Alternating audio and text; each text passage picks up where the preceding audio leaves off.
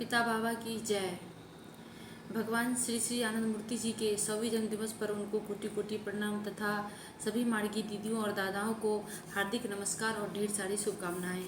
प्रभु के आगमन पर मैं एक कविता लेकर आप सबों के समक्ष उपस्थित हूँ, परंतु उससे पहले मैं थोड़ा बहुमूल्य वक्त आपका लेना चाहती हूँ, कुछ कहना चाहती हूँ।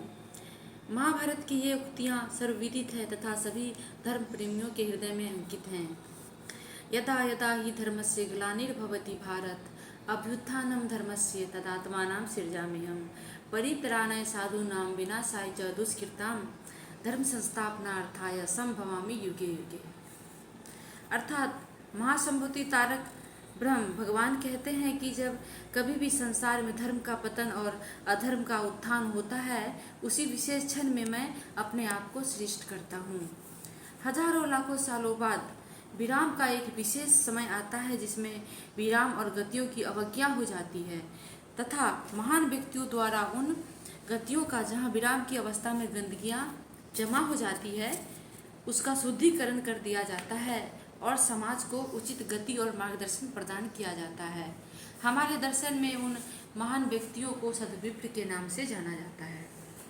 बहुत समय बाद पुनः यही स्थिति विराम और गति की विकराल रूप में उत्पन्न हो जाती है, तो उन महान व्यक्तियों के द्वारा भी स्थिति न संभाल पाने का डर होता है। तब हमारे परम पुरुष परमपिता कहते हैं कि समाज की हालत जब जल के रुद्ध कुंड की तरह हो जाती है, तब समाज को उचित रास्ता दिखाने के लिए मैं आता हूँ।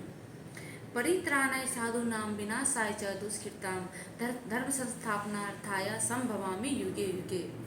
अर्थात कहने का अर्थ हुआ जैसे भूख लगने पर भोजन किया तो इससे त्राण मिला, अल्प समय के लिए आराम मिला, किंतु भूख तो फिर दोबारा लगेगी। दुख आया और चला गया, फिर लौटकर दूसरी बार कभी नहीं आया, तो उसे परित्राण कहते हैं।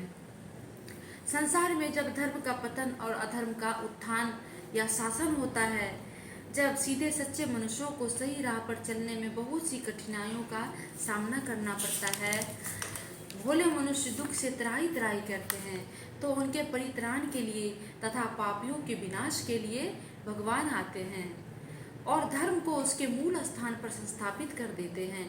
मूल स्थान से तात्पर्य है धर्म की ग्लानि, अर्थात धर्म जब अपने स्थान से 2 पग नीचे गिरता है तो अधर्म अपने स्थान से 4 पग ऊंचा उठ जाता है। फिर महासंभूति तारक ब्रह्म अधर्म और का विनाश और धर्म को संस्थापित करने इस धरा पर अवतरित होते हैं। परमपिता बाबा की जय। तत्पश्चात मैं एक कविता आप लोगों के समक्ष रख रही हूँ जो परमपिता बाबा के पावन आगमन पर मैंने रचा है। पावन आगमन पर। मेरे जीवन की नहीं जन्मों के अनमोल रतन हो तुम, हर पल मेरे साथ रहते क्यों हो जाते कभी कभी गुम।